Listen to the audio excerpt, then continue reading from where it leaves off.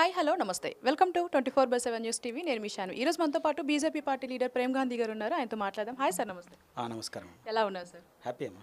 Sir ఈరోజు అసెంబ్లీలో ఏదైతే బీసీకి సంబంధించి బిల్లు ప్రవేశపెట్టారో దీనికి సంబంధించి ఏమన్నా కేంద్రం నుంచి ఒత్తిడి తీసుకొని రాగలరా మీరు పాస్ చేయించడానికి బిల్ని మరి రాష్ట్రంలో జరిగినటువంటి అసెంబ్లీలో బిల్లుకు సంపూర్ణమైనటువంటి మద్దతు ఇచ్చినాము. ఈ కేంద్రం ప్రస్తావనకు వచ్చే వరకు కేంద్రంలో ఉన్నటువంటి పరిస్థితులు అన్నీ వేరు. ఒక్కొక్క రాష్ట్రంలో ఒక్కొక్క కులానికి ఒక కేటగిరీ అనేది ఉంది. ఇక్కడ ఉన్నటువంటి బీసీ ఇంకో రాష్ట్రాలలో ఎస్సీ కేటగిరీకి పోయిన సందర్భాలు ఉన్నాయి. అక్కడ ఉన్నటువంటి ఎస్సీ ఇక్కడ బీసీ ఉన్నటువంటి సందర్భాలు ఉన్నాయి. ఇది అన్ని రాష్ట్రాల వారికి ఉన్నటువంటి పరిధి తీసుకొని వచ్చిన తర్వాత దాని మీద ఏమైనా విచారించేటువంటి ప్రయత్నం ఉంటుంది. దీనిలో మందులు కూడా ఒకటి ఉంది ఏంటంటే 50% ఏదైతే సీలింగ్ ఉందో సీలింగ్ కూడా క్రాస్ అయ్యి వెళ్తూ ఉన్నది. కాబట్టి ప్రభుత్వం అది దాని మీద పూర్తిగా ఆలోచించి తీసుకున్నటువంటి నిర్ణయం ఏదో రాష్ట్రం చెప్పింది కదా వెంటనే తీసుకున్నటువంటి నిర్ణయం కాదు. నిజంగా కూడా కాంగ్రెస్ ప్రభుత్వానికి చిత్తశుద్ధి ఉంటే ఇక్కడ స్థానిక ఎన్నికల్లో వాళ్ళే అంటున్నట్టు వాళ్ళ రాహుల్ గాంధీ చాలా సందర్భాలు మాట్లాడారు. ఎవరి దామాషా ప్రకారం ఎవరి వాటా వాళ్ళకి అంతా అన్నారు. ఇక్కడ 56% బీసీలను వీళ్ళే అంటూ ఉన్నారు. మళ్ళీ 56% బీసీలకు ఇక్కడ స్థానిక ఎన్నికల్లో ఇవ్వాలి కదా, 42% ఇస్తూ ఉన్నారు. అంటే ఈ 14% వీళ్ళకి కొరివి పెట్టారు కదా.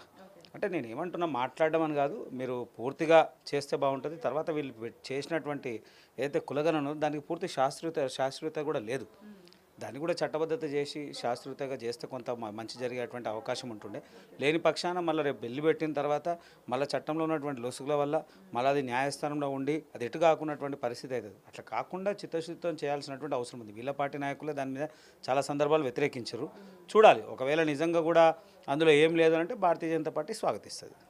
అంటే ఇప్పుడు ఏంటంటే కాంగ్రెస్ పార్టీ బీఆర్ఎస్ పార్టీ రెండు కూడా బీజేపీదే ఇప్పుడు ఇంకా చేయాల్సింది ఉంది, ముందుకు వెళ్లాల్సింది ఉంది అని అంటున్నారు. అంటే చాలామంది కూడా ఏమంటున్నారంటే తెలంగాణకి కేంద్రం అన్యాయం చేస్తుందని కూడా అంటున్నారు. మీరేం చెప్తారు? ముమ్మాటికి తప్పండి, అదేం లేదు. తెలంగాణ రాష్ట్రానికి ఇస్తున్నటువంటి ప్రాధాన్యత ఈరోజు మనం ప్రత్యేకంగా నిధులు ఇవ్వకపోవచ్చు, కానీ అనేక ఏదైతే కేంద్రం ఇస్తున్నటువంటి పథకాలలో తెలంగాణ వాటా సింహభాగం పోతూ ఉంది. ఇలా 56 రైల్వే స్టేషన్లు కోట్లాది రూపాయలు మనం ఊహించినటువంటి విషయంలో ఇలా చెల్లపల్లి టెర్మినల్ చూడండి, ఒక విమానాశ్రయం తయారైంది. అనేక సందర్భాలు ఒకటే కాదు, కేంద్రం ఇస్తున్నటువంటి నిధులు అన్నీ బెంగళూరు కారిడార్ రోడ్ అనుకుందామని కానీ లేదా అనేక సందర్భాలు కేంద్రం ఇస్తున్నటువంటి నిధులు అసలు ఎవరు ఊహించినటువంటి. అయితే ఈడ ఒకటే విషయం, రాష్ట్రాన్ని పరిధితో కాకుండా కేంద్రం నేరుగా ప్రజలకు ఇస్తున్నటువంటి దాఖలు ఉన్నాయి. రైతులకు కూడా సబ్సిడీ, డైరెక్ట్గా సబ్సిడీ అంటే యూరియా మీద కానీ డిఏపి మీద డైరెక్ట్ సబ్సిడీ.